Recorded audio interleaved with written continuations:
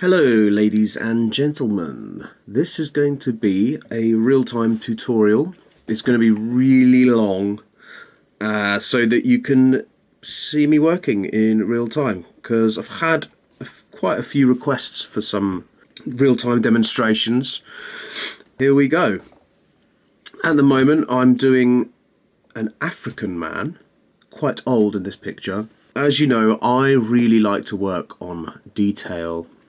So I'm probably only going to get a very small amount done in this tutorial, just to show you how much time I take.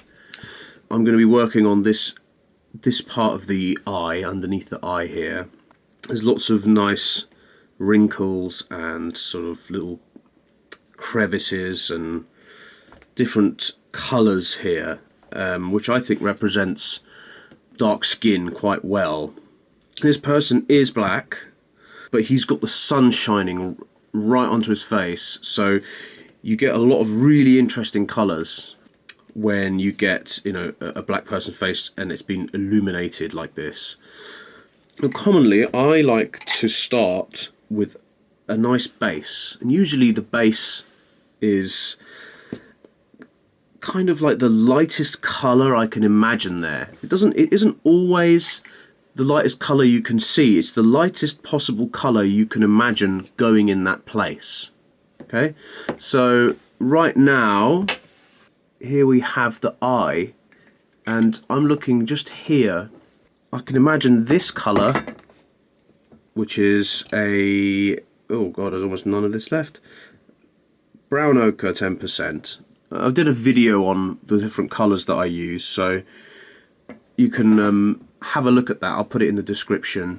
The palette I'm using for this drawing is in a video, so please do check that out if you want to know all the colours I'm using at the moment. But I will let you guys know as I'm using them. And a Naples ochre I find is great for black skin as a base, because quite often with black skin you get a very sort of yellow tint as part of the lightest sections of the skin, and that makes a really good base to start with.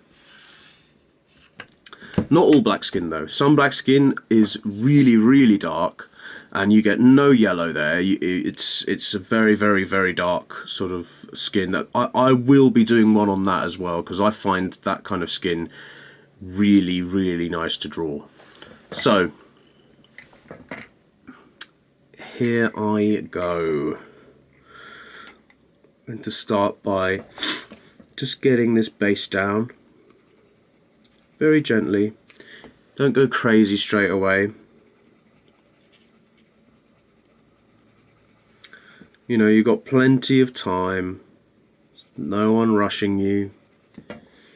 You can just chill, put on some music or something. I like audiobooks myself. And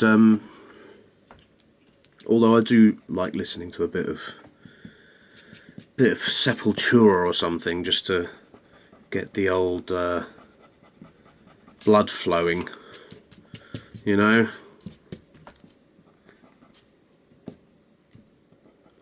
It does help quite a bit to have a good old coffee and put on a bit of metal sometimes. Although I don't only listen to metal. It just really helps with drawing, I find, if I'm feeling tired. But so here we go, we're coating this base. Just rubbed out one of those guidelines there. Best not to rub out too many straight away, because you want to know where all these fine little creases are going. We've got a slight yellowness going on there, but we also have a sort of slightly grey, greyish light areas as well, which I like to use the raw umber 10% for. This is a nice colour for those kind of areas. It's kind of like almost a flesh colour, but it's also slightly grey. So it's perfect for this kind of thing. So you notice that I'm doing the base here, but I'm not sticking to just one colour, because even as a base you know, even adding the base in, you are still going through many areas that change in colour. Sometimes you've got to guess those colours as well. So here, there's a lot more detail to go just here, but I can see between that detail that we have these kind of colours there. So I'm going to just lay a basic base down. This is the other one I like, the, what is it called, the brown ochre. Yeah, I already mentioned that actually. Brown ochre. This is slightly more, a slightly pinker sort of light flesh tone compared to these two. So yeah, this is, I bring this in when I want it to have a bit more sort of slightly pinkness, very slight pinkness there. Now, for dark skin, I don't really use the Polychromos skin tone colours so much. I didn't even list them in my palette video because they're too pink for black skin, and you know, they predominantly work well with white skin, I'd say. You know, these are really quite pinkish colours, and you know, they're just kind of not really that relevant to an African man's skin colour. Although you can maybe find places for this sometimes. The light flesh, you know, where the light sort of hits dark skin, it can look quite light. So you might have some uses for this. So let's carry on. But for the moment, you know, this is about as pink as I'm gonna get, really, this brown ochre.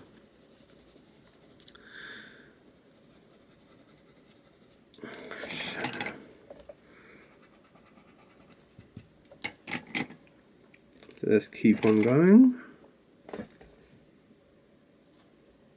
This is burnt ochre, this one. This is brown ochre. This is burnt ochre. So this is actually pinker. This is the pinkest I like to go with dark skin. So obviously at the moment it looks like I'm just, you know, it just looks like a white person's skin, because we're adding a very light base to start with. But even so, we're still going to add some of these greys, slightly more greyish and more brown skin tones as well around it.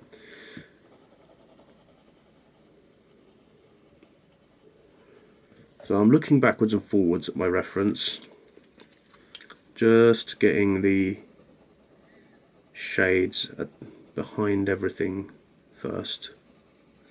You've got to think about direction as well. And you see I'm sort of doing this, colouring this way here, because we've got a sort of, it's going like this, you know, and you've got to try and colour in the direction you think things are going.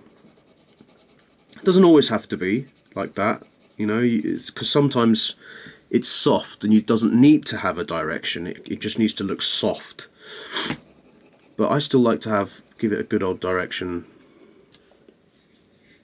So let's just leave it there for now, I think, and then I'm going to start adding some slightly darker colours here just to get started. Now I like to, after getting a sort of basic base down, I like to start adding some slightly darker colours and start thinking about the detail I'm going to go into here. So I find these are quite useful now after adding a base. These are, we've got olive brown, we've got Polychromos, some ochre colour. It's just I can't really read it. Have a look at the palette. Burnt ochre, I think that's what it is. Burnt ochre, this one here. Terracotta also works. Another one to look at this moment, and cinnamon would also be another one. But I think for now, these are the correct ones that we need to use. So it's important to try and think about what colours you can see, and try and match them up to all the colours that you have at your disposal. Try and match them up and have a look at your reference and have a look at the different colours you've got, and try them out on a piece of paper first. After a while you kind of understand what colour to go to without having to think too much. So now, even though some lines here might be darker, like this line I'm drawing now is actually quite a dark line actually, but I like to start light because it always gives a nice gradient to the colour. It's not like all of a sudden just something really dark appearing and looking unnatural. I mean, that is the key to realism. You have to very slowly bring things about. So I'm going to add these in now, these slight wrinkles.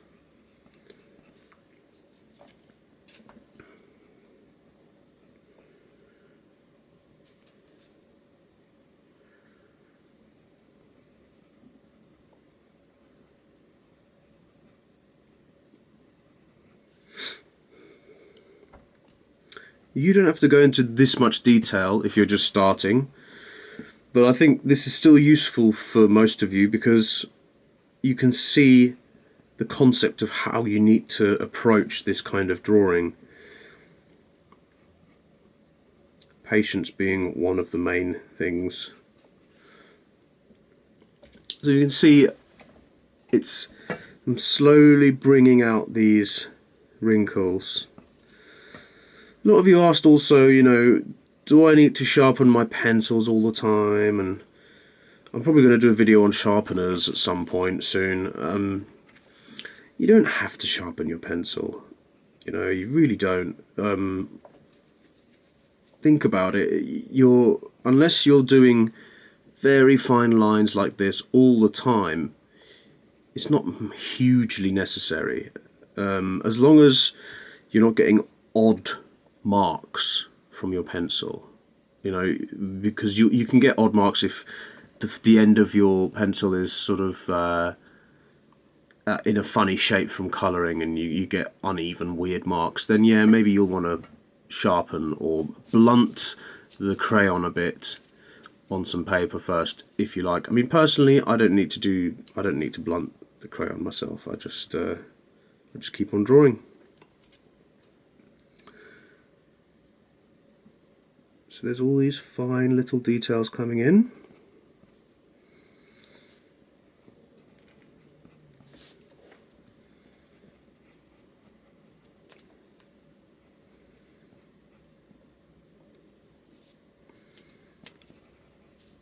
You can see where I've sort of ventured into adding those details there when I was working on this stuff here. Just going to really slowly add everything in. The beauty of coloured pencils is, you say, oh, I haven't, you can see I haven't put a base here quite yet. That's okay. That's okay for now. Just keep on going. You can always, switch back, add some more, switch back, add some more. It's, for me, I prefer sort of going backwards and forwards. Adding, deleting, adding, looking at my reference, adding and deleting. It's a balancing act, really. You're not going to just get everything down straight away in one go.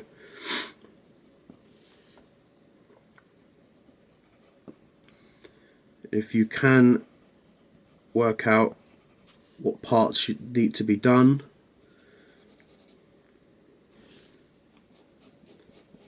and keep working at them until you're happy with the result. So I'm doing some basic wrinkles here. with a very light colour.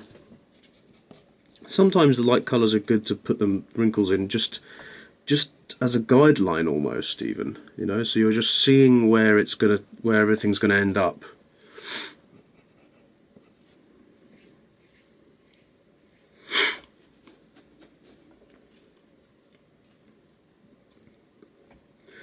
And there's quite a lot of olive brown here, I think.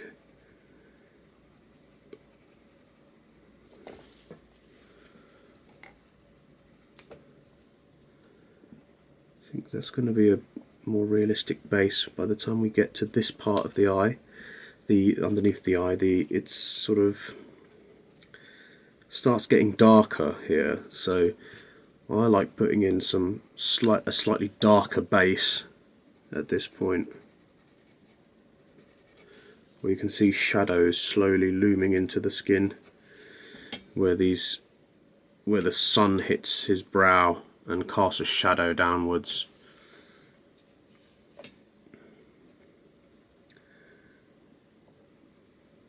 And yeah, keep on looking at your reference. Keep on looking at your reference. That's actually the most important thing you can do. Keep on looking and going back to your drawing.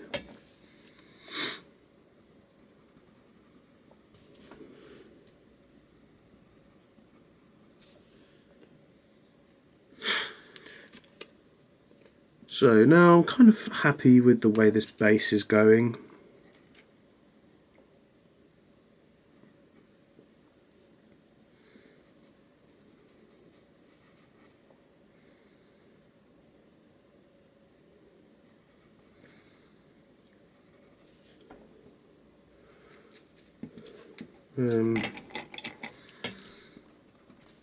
Let's just get rid of some of these lines that we don't need anymore.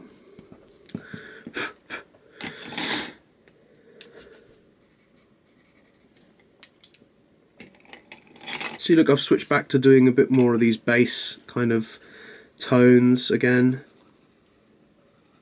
after getting a little impression of the sort of lines I'm going to have here.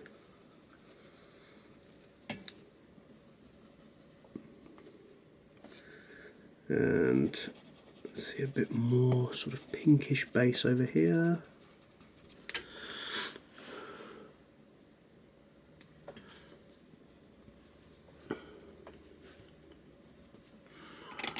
Right, now I'm going to do a bit more detail. Because I'm doing detail for wrinkles, I think I'm going to sharpen some of these pencils. I find these two really good to add sort of wrinkles and texture into dark skin. This kind of this been illuminated, that is. This is brown ochre 10%, and this is brown ochre, just regular brown ochre. And I'm going to carry on with the slightly lighter one.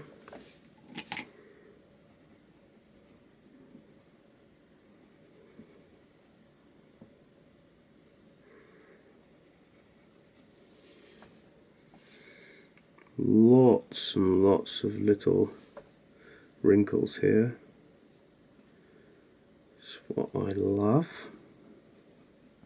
Old people's faces are so much more interesting to draw. I mean, drawing young female faces with lots of makeup on isn't something I like quite as much, because it's all really smooth, and I just don't find it as interesting. I find it way more boring to do. But I am going to do some more. I mean, any kind of youthful face is, I find, easier to do, because you can just blend, you know, and there's nothing quite feels so satisfying as drawing quite a wrinkled face. all the textures and landscape.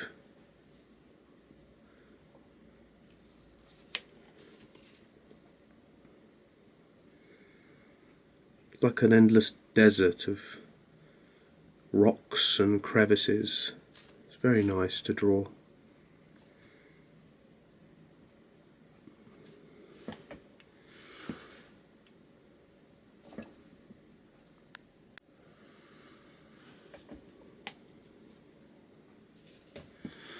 So, a few more wrinkles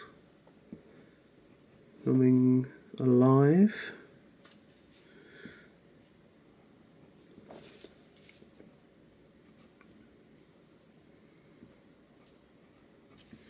And I still haven't actually started the real colours that are in these wrinkles yet. See, I'm kind of just almost laying them out like a guideline.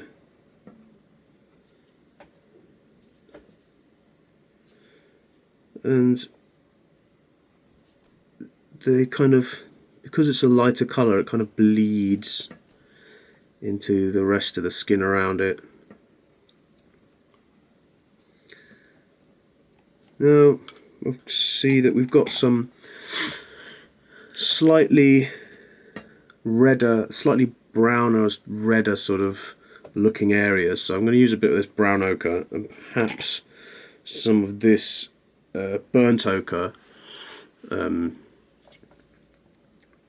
to add some little tints to areas that need a slightly redder feel to them. So we've established these main wrinkles here. Now what we're doing is we're just embellishing them and putting other smaller details around them in now. This is why it helps to lay out a guideline first, even if it's in the lightest pencil. You slowly see it come to life in front of you.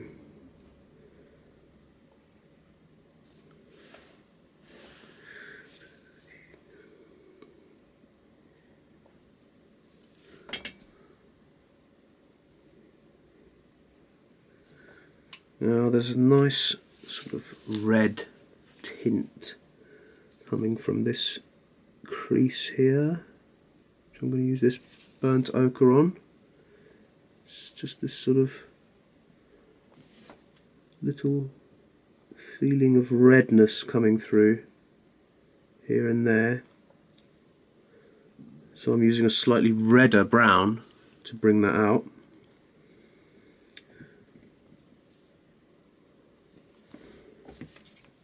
And once you've got a colour, it's good to look around the area you're working at and see if that colour is, even in the most subtle way, appearing in any other details. Because you've got it in your hand now, you may as well use it. This is what I really like about coloured pencil.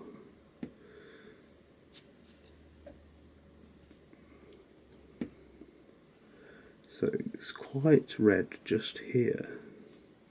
Get these really sort of wrinkly wrinkles sometimes.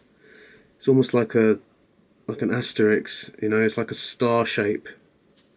And when you're doing it, you might, to begin with, feel like, oh, that's weird. I'm just drawing weird X's on someone's skin. But no, you know, the more you shade it, the better it's going to look.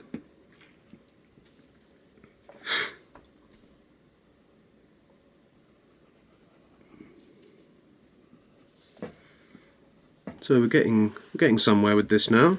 You can see it's getting there, and I still haven't gone to my darkest colour yet. I'm not even close to going to the darkest colour yet.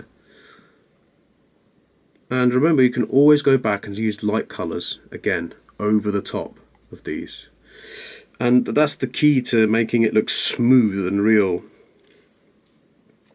Going back over it, And the more you do it, the more you'll understand the subtlety needed to produce something like this.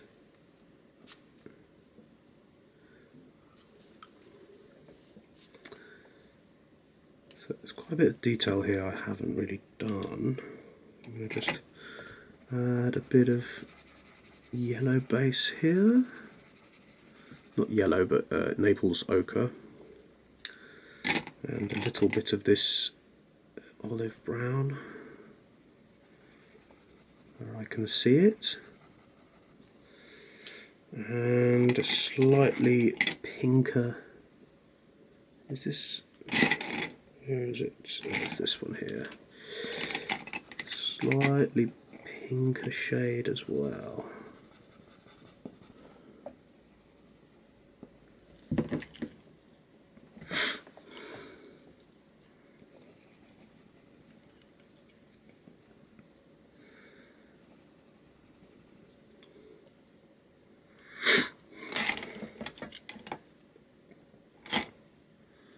Right, I'm going to go a bit darker now. I'm going to start, actually, I'm going to, where is it? Yeah, there's a bit of darkness there that I've missed. I'm going to add a bit of this in here.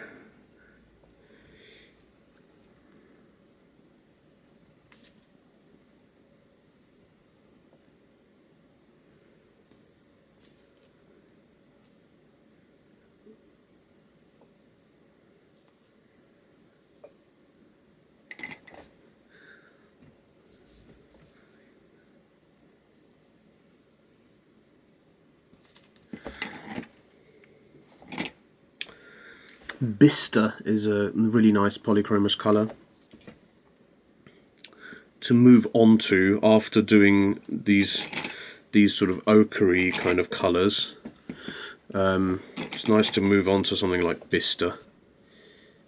It's not too red, but it is darker, slightly darker. Bista and Nougat. Yeah, they're both relevant right now that I've darkened it quite a bit.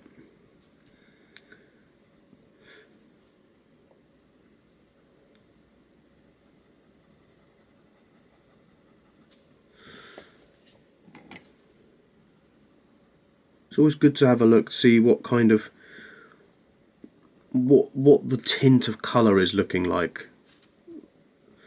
So at the moment, here I'm not liking how yellow it's looking. Probably because of the combination of pencils I've used so far, but that's okay because there is yellow in that section. We're just going to add more on top to sort of slightly un-yellow it. Yeah, and it's all about just concentrating on the exact colours that you want to appear in front of you. So now I like to probably go in with this Bista, Nougat, and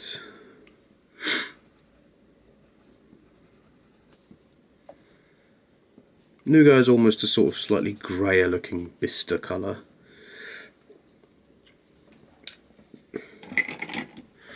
Got a bit more red in these bits here. Bit more red.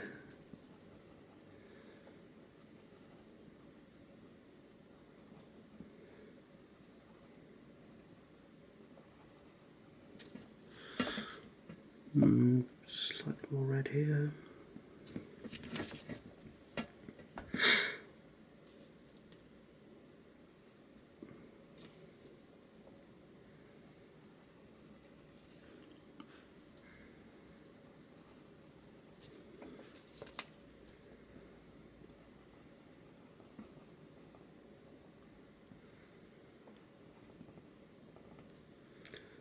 Few little bits over here.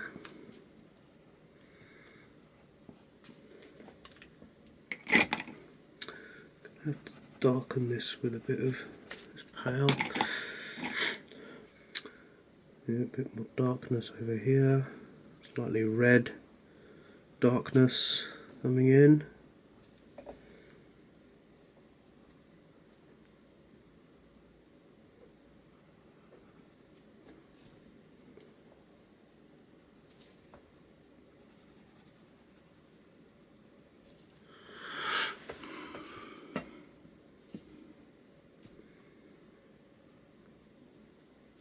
So you kind of, when you start getting to this stage, you need to start thinking about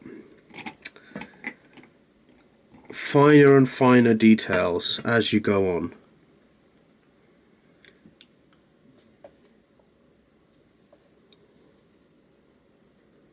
Look around at the drawing you're doing. Look at your reference. See where you've missed out details. You've got to keep on looking to see where there are new details that you can add. After all, this is realism. This is, you know, what we're doing is we're drawing as realistically as possible here. So I think keen eye for detail is key. It's very important.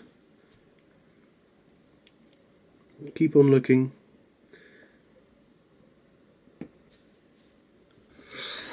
So you've got to look down at your drawing,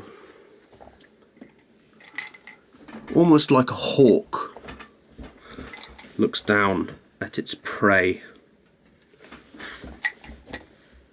hundreds of meters away. You know, you've got to be really try and just see the tiniest little things that you need to add in. And I think the more stubborn you are with yourself, the better the drawing will be. You know, you have to be really stubborn and be like, no, I haven't done enough yet. I haven't done enough yet. No, still haven't done enough yet. And just sort of drift away, really. Keep on doing it. Don't feel like there's any kind of immediate need to finish it. Thinking like this really helps. I think with anything creative, really, it's important to just do it, take your time, do it how you like to.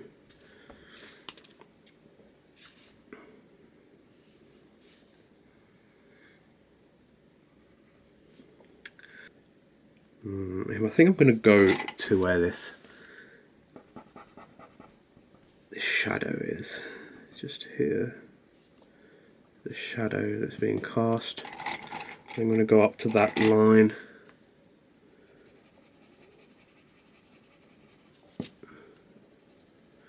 Yeah, and the second you add these sort of light bases in, that's when suddenly it kind of comes alive. You can see what you need to work on, you know, the area you need to work on.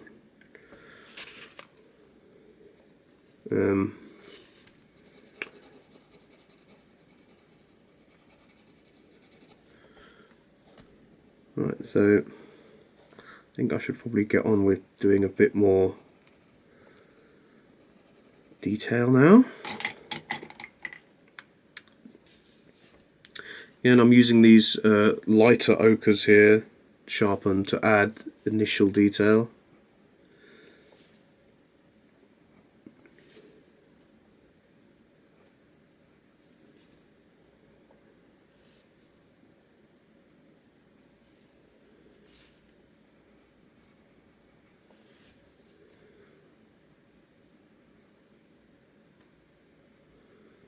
You know, and don't worry if you're spending, I don't know, 3 hours on a tiny little bit. Don't worry about it. Doesn't matter. Keep on doing it. Just remain calm and keep on doing it. Don't think, you know, oh, where's this going? What am I doing? The moment you start thinking, oh, am I doing it right? And you know, that's when you're not going to learn. Just keep on going and keep on going.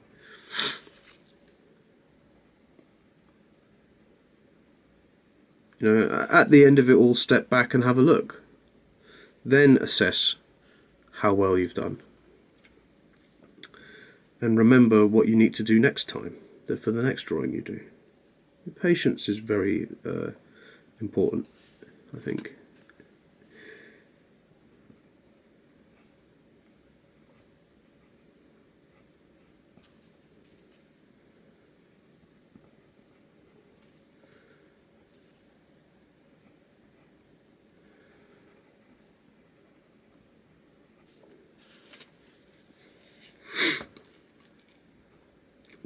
We're nowhere near done, by the way. Still quite a lot of stuff to do here, just so you know.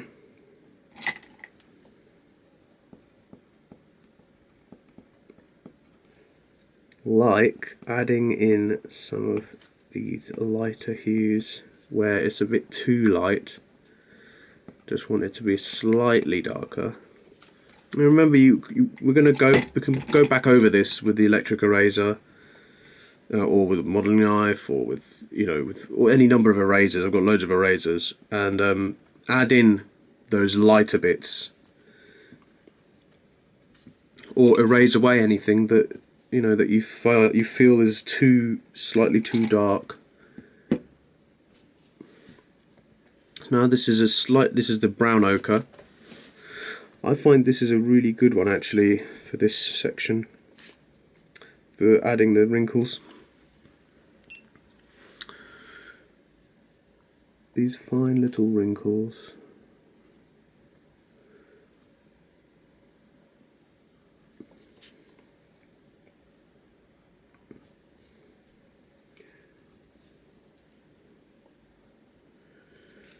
And you can't see me, but every single stroke I do, my head flits back to the reference.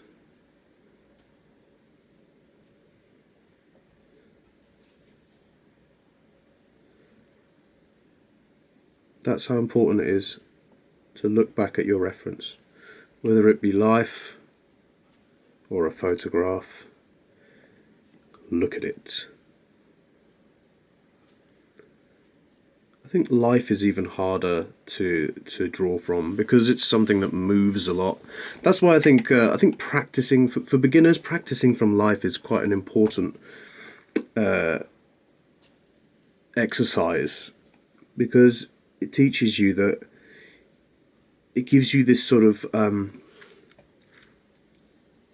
don't know, you feel like, oh, I better draw this down now. I better look at it, draw it before that person moves, or before the cat moves away, or if you do from life, you realise how important it is to keep on looking at your reference.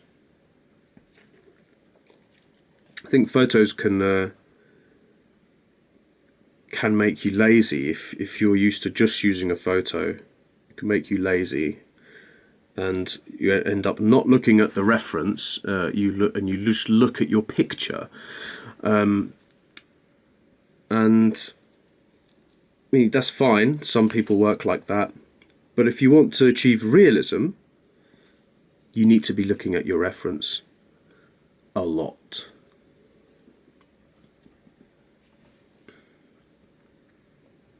So this is all, this is all in context of realism. Don't think this is the only way of doing things. This is realism that I'm doing right now. Photorealism. There's so many other things you can do, so many other ways of drawing, which I might explore at some point on this channel. But I just like to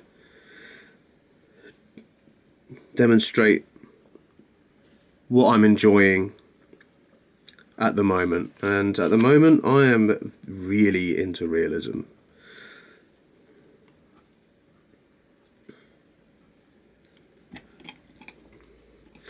Okay, so there's some really red bits, some really nice dark red bits here, and I think this, what is it called? Indian red, that's it. Either Indian red or burnt sienna. Some really sort of darker red bits that I want to emphasize now.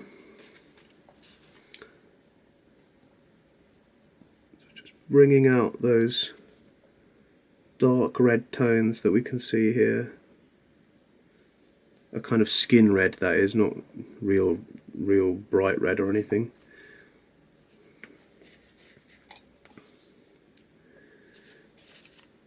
And see in my reference, these sort of slightly redder bits are very thin little slivers here and there, sort of popping out at you. Little hints of red coming out here and there.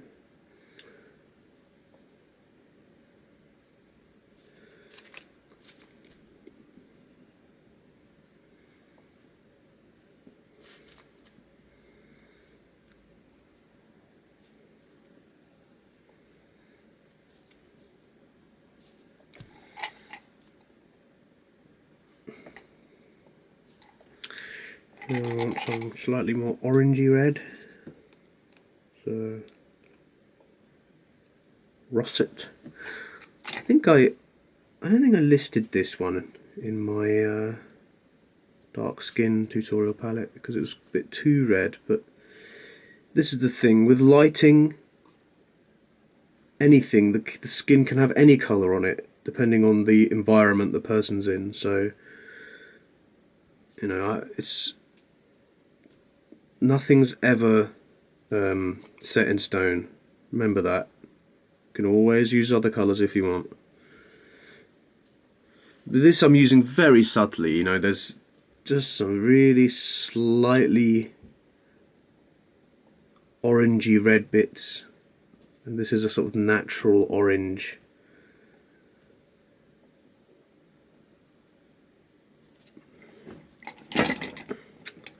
Now this part here is slightly darker than what I've done so far, so I'm going to bring out this burnt umber. It's nice and dark, but not too dark yet. Just to start adding the darkness that is needed.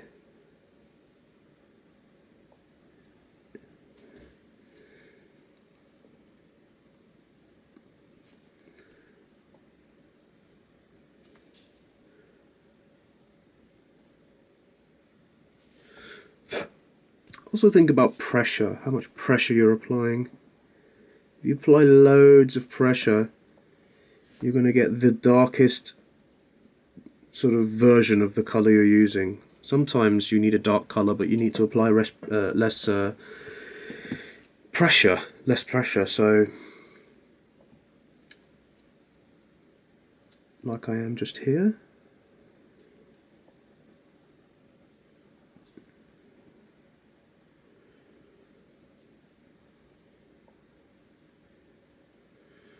Now I think I'm going to go in with a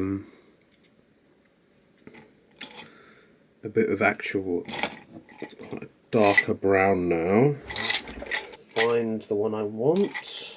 Where are ya? I think I'm going to go in, sharpen this. This is a bit of walnut brown. It's quite a dark brown. I think probably the darkest normal brown you can get in the Polychromos range. Obviously there's sepia as well, but this isn't quite sepia level darkness here.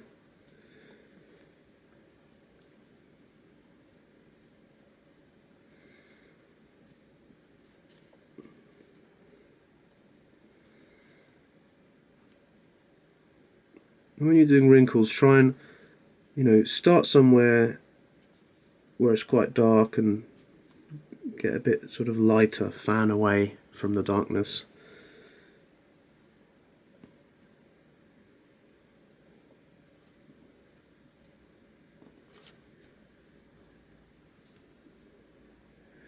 Little dots of darkness here and here, and there. So adding this, at this stage when you're adding these darker hues, the picture starts really coming alive.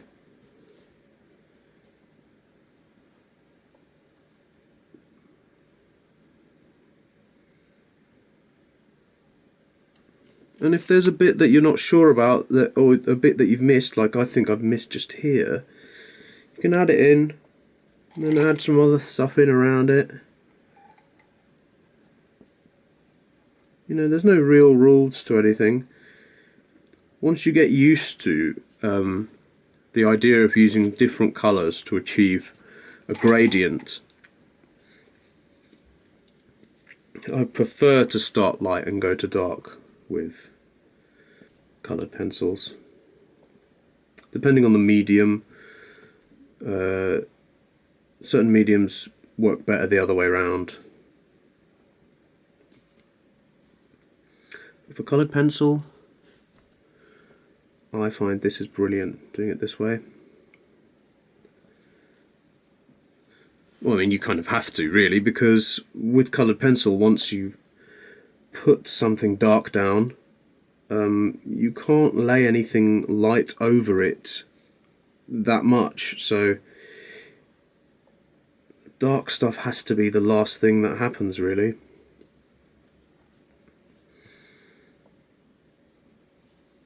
Whereas with acrylic paint or oil paint, you can add dark stuff, and once the paint's dried, you can go and add something really light over the top, and it won't make any difference.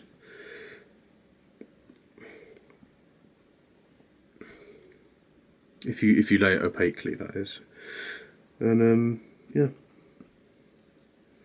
So adding a bit more of this.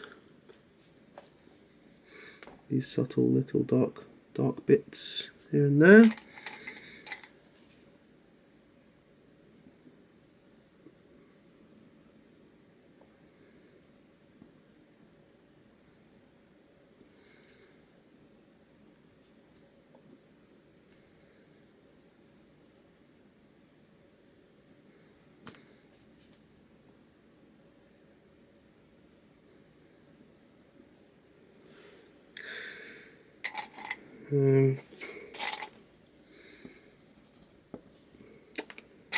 I want to add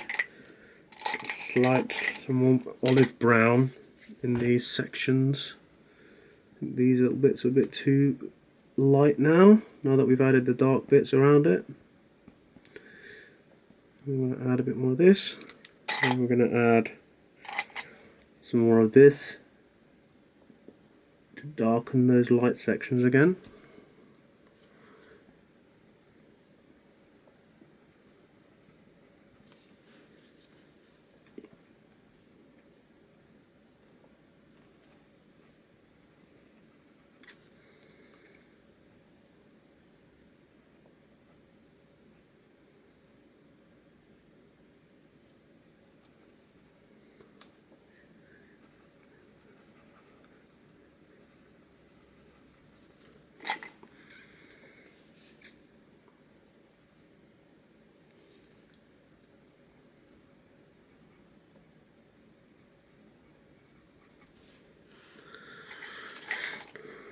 I think this needs to be darker in general now. I'm going to do that by using some Vista, wherever it's gone. There it is. Just going to darken this up a bit more.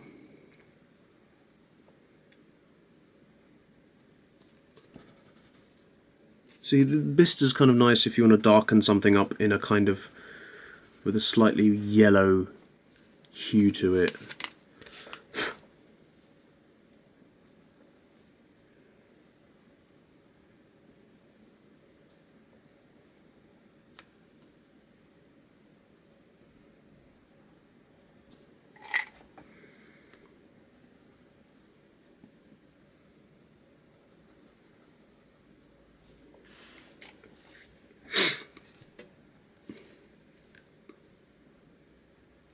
And I think I'm going to sharpen it and add a bit more of these wrinkles in over here.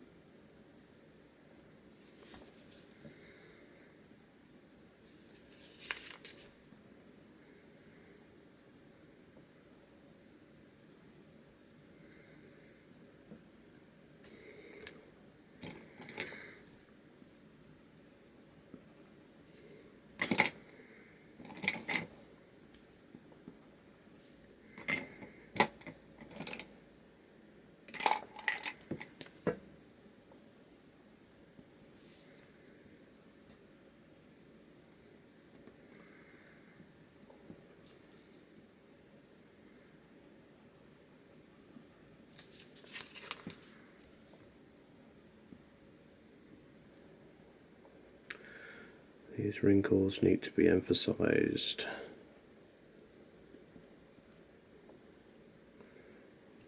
These wrinkles too.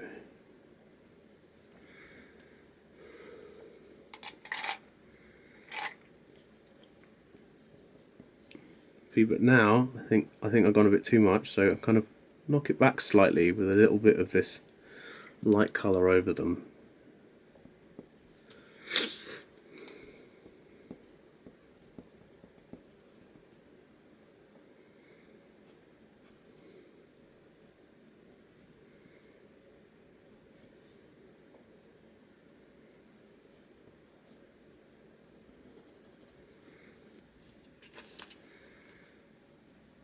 Some splodges of redder brown here and there, where these wrinkles are.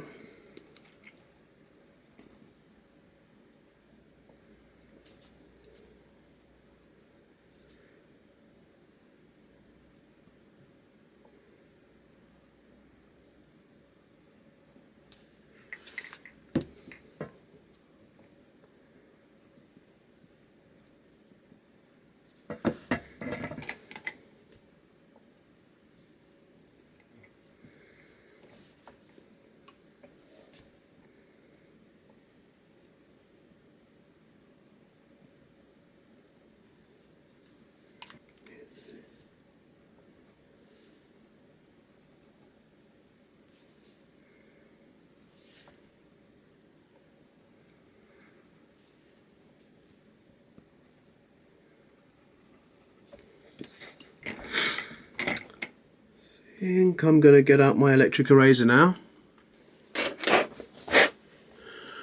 Okay, so I'm going to add a few of these. There's these tiny little highlights that quite often appear sort of where a little ridge is next to a wrinkle, almost like the sun hitting a cliff edge. And then casting a shadow where there's a canyon. So the canyon is the wrinkle, and the sun hitting that cliff edge is what quite often you get where you get highlights, and that's what's going on here in my reference. And it's a great way of emphasizing these sort of little raised bits which make up someone's wrinkles. Sort of the edge of their wrinkles.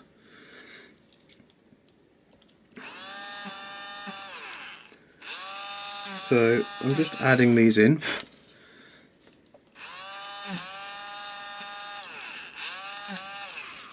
Again, you don't need to worry too much about, you know, if the shape of it isn't quite right, if it looks a bit naff, a bit too sort of chunky, you can go back into it with pencil and define it more clearly.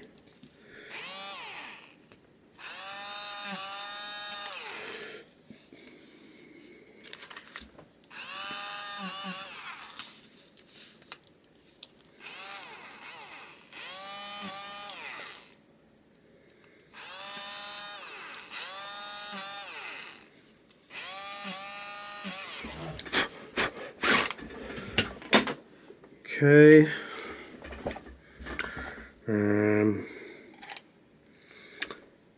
The other thing you notice when you do erasing work like this is the white of the paper comes back, and then you realise if you need to make things even darker still. You know, the image constantly changes, and you've got to kind of wrestle with it really until it's in a state that you like.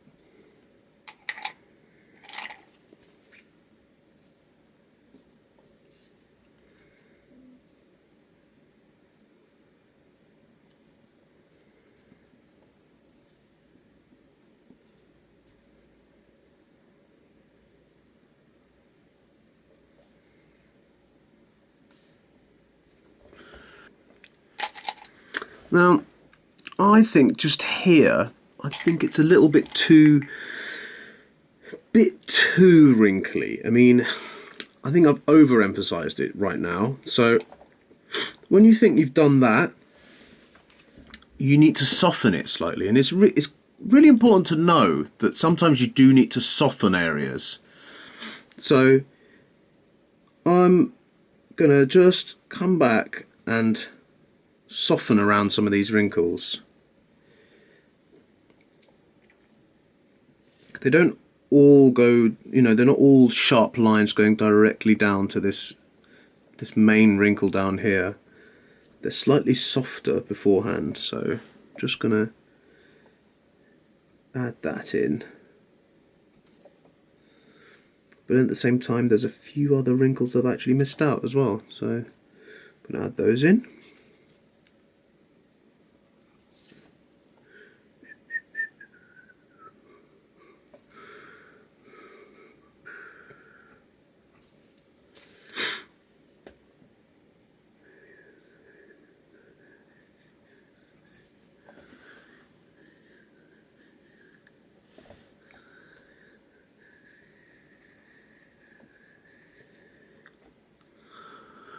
I'm time-lapsing this whole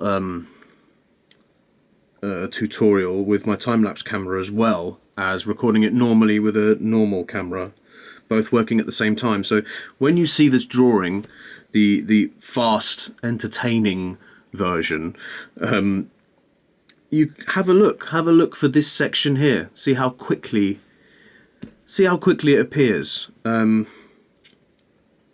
you can get an idea of how much work goes into it and how much work you'll need to do if you want to draw like this as well.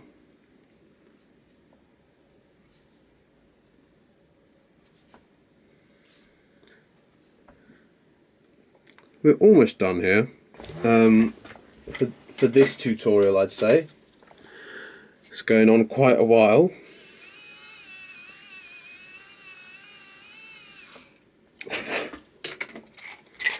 I might do a bit more erasing here and there.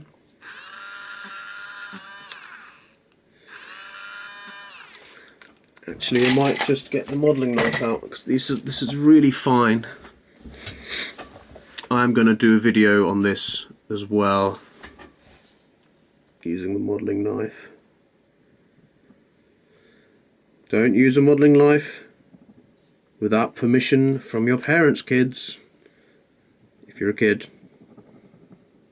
But do be careful with them anyway. I mean, rather nasty things, to be honest, and if you forget to put the lid on and go and pick it up without looking, you can really cut yourself badly with these, so do be careful. This is probably the most subtle way of bringing white out.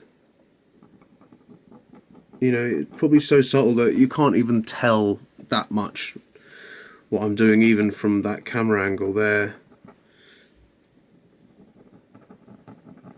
I'd say modelling knife, bringing back white with a modelling knife works better with areas where you've built up the colour quite a lot.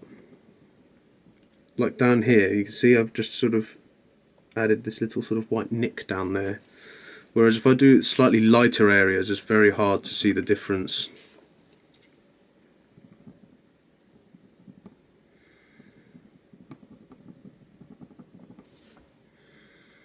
I think I'm going to demonstrate this modelling knife technique when I'm doing an area that is a bit more obvious for people, so that they can really see it doing something, because at the moment this is just very subtle. And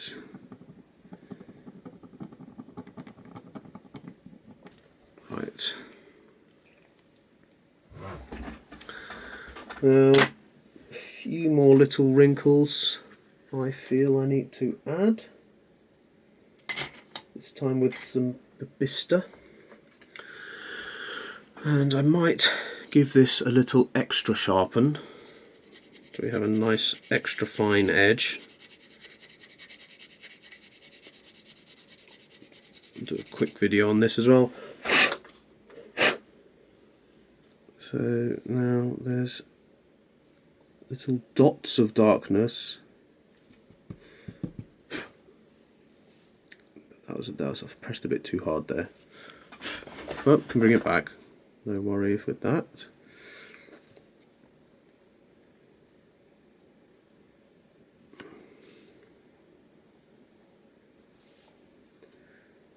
Just add a few of these really subtle little lines, wrinkles.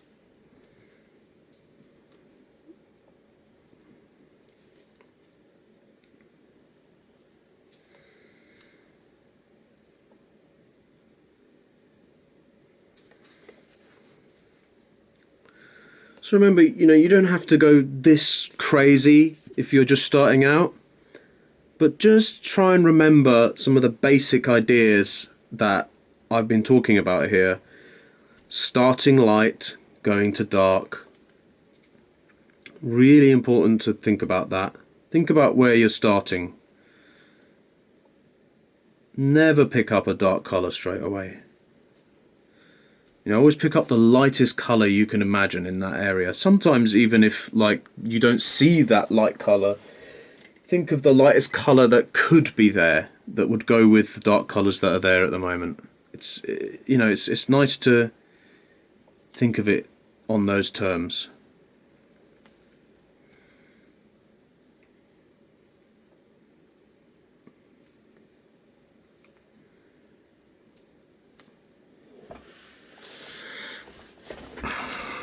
So I think I'm going to leave it there for now and come back to it and fix some of these little bits.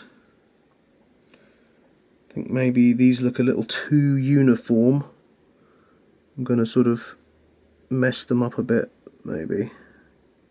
I hope that has been helpful. Please do comment and let me know about any questions you might have, and anything else you want me to cover. I know a lot of you have said, can you do a tutorial on drawing an eye and lips? So I'm thinking I might do one on lips soon. These eyes are not your typical eyes, so I might not do eye one for this one. I mean, I could, I guess, but they're not really great for showing the kind of detail you need with eyes. So yeah, let me know. I'm going to make some more quick tips videos as well. People have asked me about sharpeners and stuff like that. I will make those videos too. So I hope that's been insightful, and keep on drawing. I will see you guys soon for another quick tip. This picture is probably going to take me, quite some time. I'm not going to be done with it anytime soon. So yeah, see you guys soon with a quick tip. Bye for now.